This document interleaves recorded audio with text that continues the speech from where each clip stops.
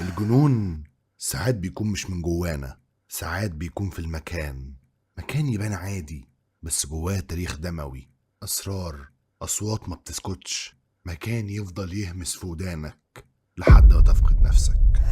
فيلم ذا شاينينج مش مجرد قصة عيلة راحت تقضي شتاء في فندق فاضي، دي قصة عن الوحدة، عن العزلة اللي بتاكل روحنا، وعن ازاي المكان ممكن يغير البني آدم.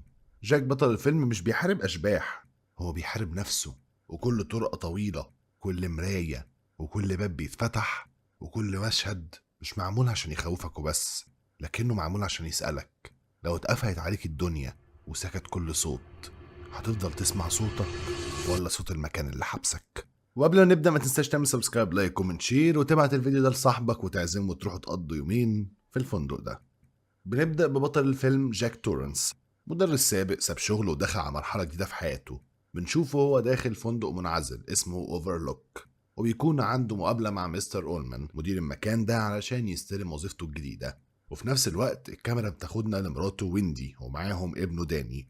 الولد بيكون مش مبسوط خالص لأنهم هيضطروا إن هم يعيشوا في الفندق ده طوال الشتاء، ويكون الولد حاسس بحاجة غريبة، كأنه قلبه بيقول له إن المكان ده مش طبيعي.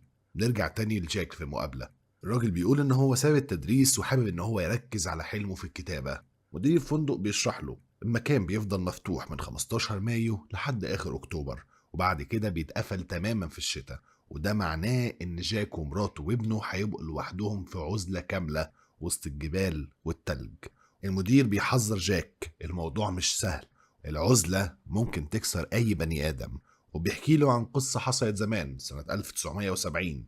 مشرف الفندق وقتها اللي اسمه ريتشارد جريدي، راجل عادي جدا، جاء مع مراته وبناته الصغيرين، ولكن مع عزلة الشتاء عقله اتقفل وتحول لوحش، مسك فاس وقتل أسرته كلها، وبعد كده انتحر. الموضوع اتفسر ان الوحدة والعزلة هم اللي دمروا عقله، والشرطة فسرت ده ان هو جاله داء الانغلاق. وهنا السؤال اللي بيتزرع جواك من الأول: العزلة دي ممكن تفتح باب للإبداع زي ما جاك بيتمنى يكتب روايته، ولا ممكن تتحول لسجن مظلم ويخلي أي عقل سليم يتكسر ويتحول لجنون؟ جاك بيرد على المدير بكل ثقة: الدنيا تمام وأنا ما عنديش مانع أشتغل. وبعدها على طول بيتصل بمراته ويندي ويبشرها إن هو اتقبل في الوظيفة. ولكن بعيدا عن فرحة جاك، في حاجة تانية غامقة بتتكون. ابنه داني بيتكلم مع صديقه الخالي توني، وبيكون توني مش عايز إن هو يروح الفندق، وداني مش عارف ليه، وبيطلب من توني ان هو يقول له ليه مش عايز يروح الفندق. وساعتها داني بيشوف رؤية للطرقة اللي قدام الاسانسير في الفندق، الطرقة بيخش فيها فيضان من الدماء، وبيظهر له صورة البنتين واقفين قدامه لحد لما الدم بيغطي الشاشة كلها وداني بيغمى عليه. المشهد ده معروف جدا بالمناسبة، وفي افلام كتير اشارت ليه، والمشهد ده اخد شهور اصلا عشان يتعمل ويطلع لنا بالمنظر ده. معروف اصلا عن مخرج الفيلم ستانلي كوبريك ان هو بيعيد كتير جدا المشاهد، لدرجة ان هو كان بيتعب الممثلين جدا. حتى الممثلة اللي عاملة دور ويندي ام داني تعبت في الفيلم ده جدا، وشعرها كان بيقع من كتر الضغط اللي عليها، ولكن في الاخر المخرج طلع لينا التحفة الفنية دي. ويندي بتجيب دكتورة لداني، الدكتورة بتفحصه وتأكد ان هو مفيهوش اي حاجة جسدية، ولكن داني لسه مصمم ان هو يتكلم عن توني وكأنه شخص حقيقي. بنبدأ نعرف من كلام ويندي مع الدكتورة ان جاك كان مدمن على الكحول، وفي مرة وهو سكران كان جاك بيزعق لداني فبيشده من ايده لدرجة ان هو خلع عليه دراعه. ولكن دلوقتي جاك اقلع عن الكحوليات تماما ومكمل في الاقلاع ده بقاله 5 شهور. ولكن السؤال هو: هل ده هيدوم؟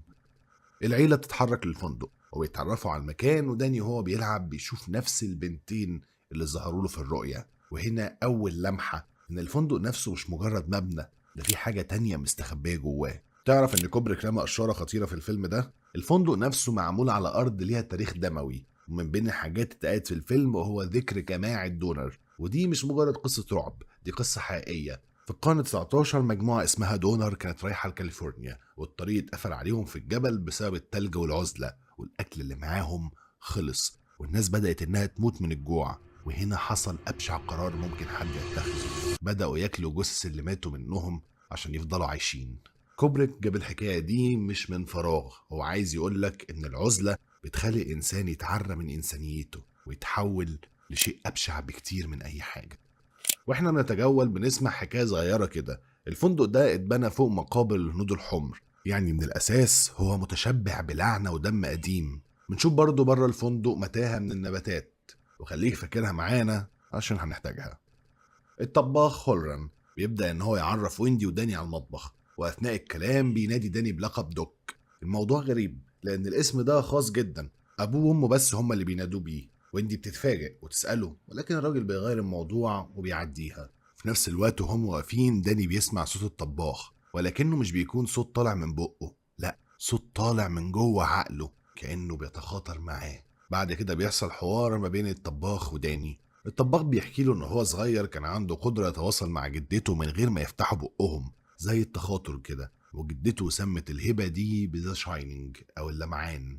وهنا المخرج بيلمح لك ان الفندق نفسه عامل زي الكائن الحي، بيختار مين يسمع صوته ومين يتجاهله. وفي اللحظة دي بنفهم ان داني مش مجرد طفل بخيال واسع، لا، هو عنده هبة، ولكن الهبة دي ممكن تبقى لعنة.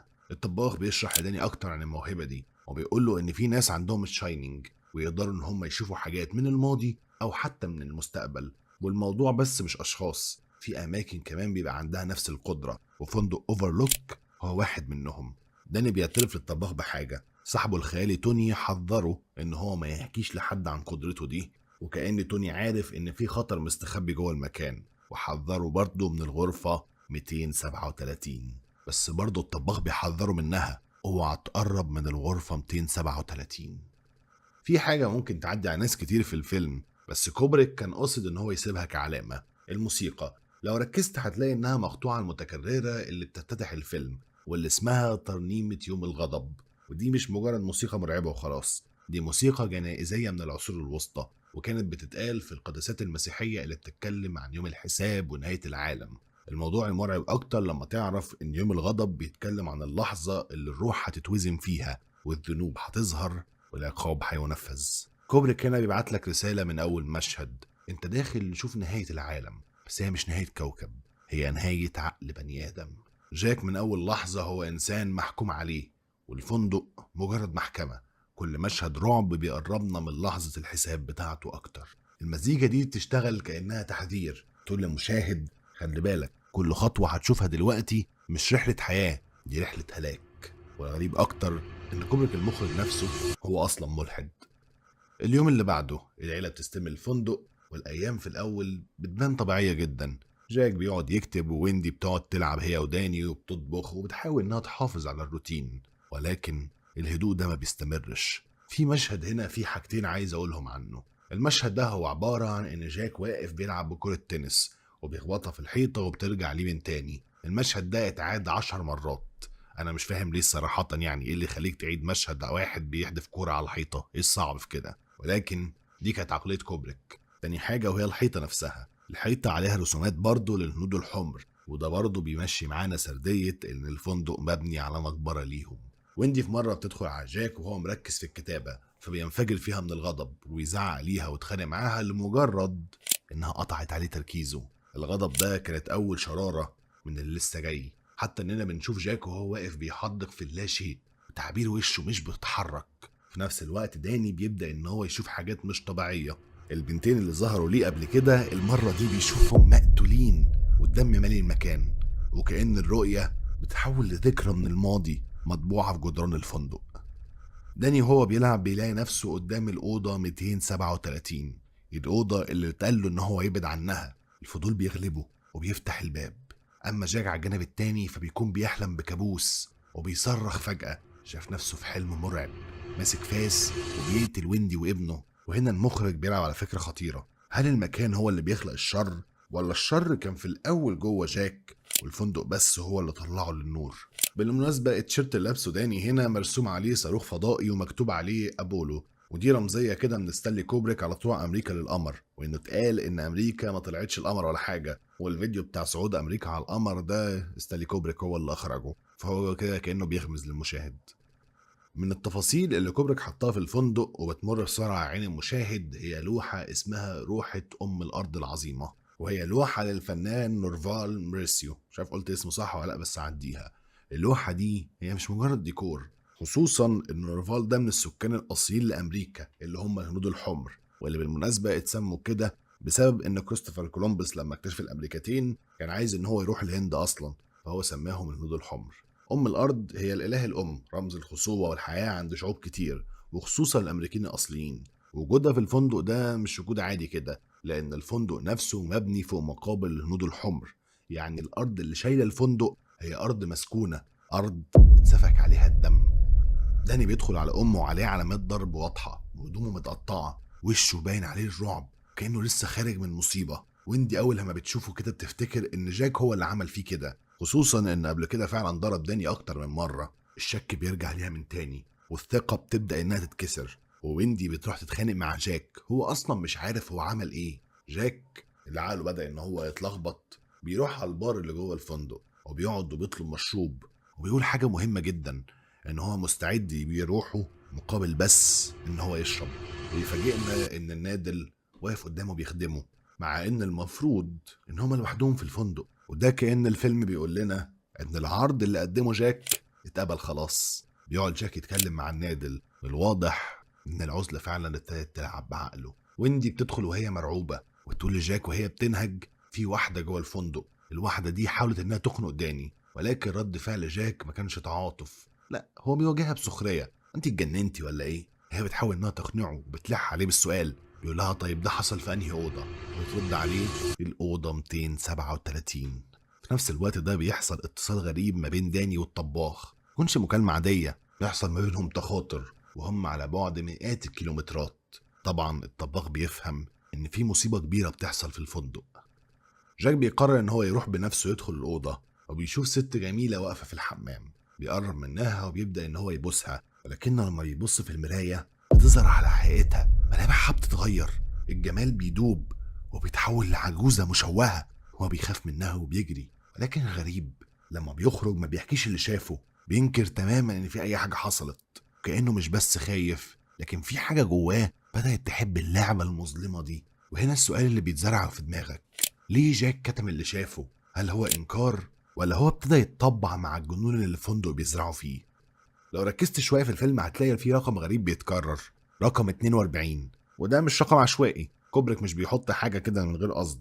أولا رقم 42 بيرمز لسنة 1942، السنة اللي بدأت فيها الإبادة الجماعية لولاد العم، اللي هي أنت المفروض تكون عارفها، اللي كانت على إيد الرسامين. كوبريك كان معروف إن هو مهتم جدا بالحوار ده، لدرجة إن هو كان ناوي يعمل فيلم كامل عنه، ولكن المشروع ما كملش. بدل ما يسيب الفكرة كده هو حطها كرموز خفية في فيلم ذا شاينينج. تاني حاجة برضه بتظهر كده ده الطفل لابس تيشيرت عليه رقم 42، وده يخليك تحس إن الطفل الصغير شايل على كتفه كل التركة السوداء اللي قبله، وده كان رمز إن الأجيال الجديدة تتوارث ترومات الماضي حتى لو هي ما شاركتش فيها. ثالثا كان في لقطة بره الفندق في أول الفيلم هنلاقي إن العربيات المركونة قدام الباب عددها بالظبط 42 عربية، وده مش تصادف، ده تأكيد من كوبريك إن الرقم ده مقصود مش مجرد ديكور.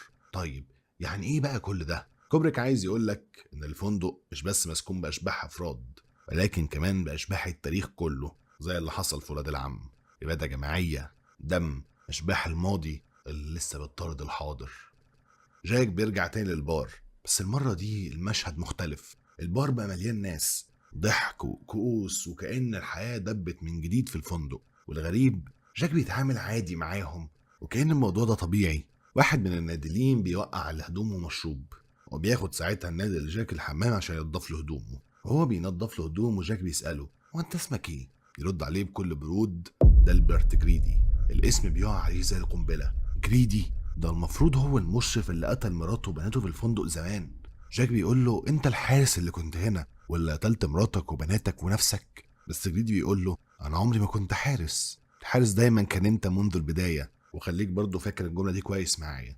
كلام طبعا بيخبط في دماغ جاك. جريدي بيكمل ابنك عنده موهبة غريبة وبيساعده واحد اسمر، وانت اللي عليك انك لازم توقفه. وهنا بيقصد داني والطباخ. في نفس الوقت داني بيدخل في حالة غريبة، بيقعد يكرر كلمة بصوت آلي، ريد روم ريد روم ريد روم. أمه تدخل عليه فيبص لها وبيقول لها جملة مرعبة، داني مش هنا، كأن حاجة تانية هي اللي استلمت مكانه وهي اللي بتقول الجملة دي. الطباخ في الوقت ده بيكون في طريقه للفندق بعد لما حس بالخطر، أما ويندي وهي بتمر بين أوراق جاك بتكتشف الكابوس الحقيقي. كل الفترة اللي كان قاعد جاك بيكتب فيها دي ما كتبش ولا رواية ولا حتى كتب جملة مفيدة واحدة، الصفحات كلها بنفس الجملة. الشغل الكتير من غير لعب يخلي جاك دمية مملة. الجملة دي متكررة مئات المرات، وده بيفتح لنا معنى جاك ما بقاش بيكتب، جاك نفسه هو اللي اتكتب من جديد. كأن الفندق استعمل قلمه عشان يطبع رسالته على روحه. ويندي بتتصدم من اللي هي شافته، لكنها ما بتلحقش تستوعب. جاك اللي خلاص فقد عقله بيهجم عليها. داني بيسمع كل حاجة عن طريق قدرته في التخاطر. الهجوم عليها بيتحول لكابوس، ولكن ويندي بتقاوم، وبالمضرب اللي معاها بتضرب جاك بكل قوتها. جاك بيقع على الأرض وهي بتسحبه لحد لما بتحبسه جوه المخزن بتاع الأكل في المطبخ. بتقفل عليه الباب وبتهرب عشان ترتاح شوية، ولكن الفندق مش هيسيبها في حالها. جاك بيفوق تاني جوه المخزن، وبيظهر ساعتها جريدي ويساعده وبيفك أسره. كأن الفندق نفسه بيمدله إيده عشان يقتل ابنه ومراته. نفس اللحظة دي بيدخل داني على أمه وهو ماسك سكينة، وبيكرر جملة ريد روم وبيكتبها على الباب. ويندي بتحاول إنها تهديه وبتحضنه، لكنها لما بتبص في المراية بتكتشف الحقيقة. ريد روم في انعكاس المراية بتبقى ميردر، واللي بمعنى القتل. المرايات كانت دايما بتعكس الحقيقة، زي لما حصل في الغرفة 237. الرعب بيوصل لذروته. جاك بيبدأ إن هو يكسر باب الأوضة بالفاس وهو بيزعق وبيضحك بجنون. ويندي بتهرب بابنها للحمام وبتحاول إنها تطلع داني من الشباك بتاع الحمام، وهو بينجح في كده ويهرب، ولكن هي مش بتعرف تطلع من الشباك لأنه ضيق عليها. جاك بيفضل يضرب في الباب، وبنشوف المشهد الأشهر في الفيلم لما جاك بيدخل دماغه من الباب وبيقول لها هيرز جوني. ودي كانت جملة مشهورة برنامج تلفزيوني في الوقت ده. السكين بيكون هو السلاح الوحيد اللي موجود في ايد ويندي، وقبل ما يقتحم جاك عليها الحمام بتضربه وبتجرحه في ايده. في نفس الوقت الطباخ بيوصل للفندق، ولكنه ما بيلحقش ان هو يساعد. جاك بينقض عليه وبيقتله. وانت جاي تموت هنا ولا ايه؟ الموت ده بيدي فرصة لويندي انها تهرب، ولكن الفندق بيلعب لعبته الاخيرة. ممرات مليانة اشباح، مشاهد غريبة ملهاش تفسير، كأن الفندق بيكشف وشه الحقيقي. من المشاهد اللي بتشوفها ويندي هو دبدوب في وضع مش كويس مع عامل في الفندق، وفي تفسيرات كتير بتقول ان هي دي كانت رمزية ان جاك بيتعدى على داني. في تكنيك مستخدم في الفيلم ده في التصوير بتاعت المشاهد المرعبة. في العادي لما الشخص في فيلم رعب بيشوف حاجة مخيفة، كاميرا بتورينا الحاجة، بعد كده بتورينا رياكشن الشخص عليها. ولكن في الفيلم ده الموضوع معكوس، احنا بنشوف الخض على وش الممثل وبعد كده بنشوف هو شاف ايه اصلا. وده بيخلينا دايما جوانا سؤال، هو ايه اللي شافه مخليه مخضوض كده؟ وده اللي بيسمى بالرعب النفسي. جاك بيخرج يجري ورا داني في المتاهه اللي بره الفندق، وويندي بتكون جوه الفندق، وبيبدا الفندق ان هو يلعب معاها. بتشوف ناس وجثث، وحتى مشهد الاسانسير بتشوفه من تاني، وده يبين لينا ان داني فعلا كان بيشوف لقطات من المستقبل. داني بيفضل يهرب من جاك في المتاهه، وجاك بيكون بيتعقب اثار اقدامه، ولكن داني بيستخدم تكنيك كانوا برضه الهنود الحمر بيستخدموه، وهو ان هو بيرجع يمشي على خطواته من تاني، وبعدها بيستخبى لحد لما جاك بيعدي، وبيرجع تاني داني لخطواته القديمة عشان يخرج هو من المتاهة. وجاك بيضيع جوه المتاهة، وداني بيقدر ان هو يهرب مع امه وياخدوا عربية التلج اللي كان جاي بيها الطباخ، بيسيب الفندق وراهم وبيهربوا. تقريبا هو الطباخ كان جاي في الفيلم بس عشان يسيب لهم العربية دي ويمشي. تاني يوم جاك بتكون جثته متجمدة في التلج. في المشهد الأخير الكاميرا بتقرب من صورة قديمة بتعلقها على حيطة في الفندق. الصورة دي بتكون من سنة 1921، والغريب إن إحنا بنشوف إن جاك واقف في وسط الحضور في الصورة، ابتسامة عريضة على وشه وكأنه كان دايما جزء من الفندق. وهنا الفيلم بيقفل على سؤال مرعب، هل جاك ضاع جوه الفندق ولا هو أصلا كان جزء من لعنته؟ الفندق مش بس مكان، الفندق كان ذاكرة حية بتبتلع أي حد يقرب منها وبتحبسه جواها للأبد. الجنون فيلم ذا شاينينج مش وليد لحظة، ده مسار طويل اتبنى على العزلة والضغط النفسي، ومكان مسكون بتاريخ دموي. الفندق هنا مش مجرد ديكور، الفندق نفسه شخصية في الفيلم، كائن حي، كل زاوية فيه بتحكي حكاية، كل طرقة طويلة وغريبة كأنها متاهة جوه عقل جاك ذات نفسه. الأوضة 237 مثلا مش بس هي أوضة مسكونة، دي بتمثل المحظور الغامض اللي أي إنسان يخاف إن هو يفتحه. جاك لما بيدخل بيلاقي ست جميلة بتتحول لعجوزة متعفنة، ده رمز إن أي إغراء أو شهوة لو إحنا غصنا وراها بنكتشف حقيقتها القبيحة. والمشهد ده نفسه بينبهنا إن الفندق زي المراية، بيوريك أجمل ما تتمناه بعدين بيكشف لك أبشع ما تخافه. ولما داني بيكتب كلمة ريد روم اللي بتبان في المراية ميردر، إحنا بنكون قدام أهم رسالة في الفيلم، اللي قدامك مش دايما الحقيقة. المرايات والانعكاسات بتلعب دور أساسي سواء في اللقطات البصرية أو في المعنى نفسه. كأن الفيلم بيقولك خلي بالك مش كل اللي بتشوفه عينك هو الواقع، وفي الآخر اللقطة اللي بتورينا صورة قديمة من سنة 1921 وجاك بيكون واقف فيها مبتسم جدا بتفتح باب واسع للتأويل. هل الفندق ابتلع جاك فعلا؟ ولا هو من الأول كان جزء من لعنته؟ ولا الجنون خلاه يتماهى مع روح الفندق لحد لما بقى جزء من تاريخه؟ هنا الفيلم ما بيديكش إجابة صريحة، لكنه بيخليك تفكر، هل الماضي بيرجع يطارد الحاضر؟ وهل إحنا نقدر نكسر دايرة التكرار دي، ولا هتفضل تتكرر لحد لما نضيع جواها؟ في نظريات بتقول إن الفندق مبني على مقابر الهنود الحمر، ودي إشارة لذنب تاريخي مش هينتهي. في ناس تانية شايفة إن الفندق نفسه هو جحيم أرضي، مكان للأرواح المعذبة. وفي اللي بيربط ما بين الرموز اللي في الفيلم وبين نظريات المؤامرة أو رموز ماسونية حتى. ولكن الأكيد إن كوبريك عمل فيلم يفضل في دماغك بعد لما تخلصه، لأنه مش بيحكي قصة بس، ده بيحفر جواك أسئلة عن النفس البشرية وعن العزلة وعن الغضب وعن قد إيه الإنسان ممكن يتحول لو اتحط في المكان الغلط مع التاريخ الغلط. ذا شاينينج ما كانش فيلم رعب وبس، ذا شاينينج كان مراية، كل واحد فينا لما يبص فيها هيشوف خوفه الشخصي متجسد قدامه. وبس كده، كان معكم حسن فهد، السلام عليكم.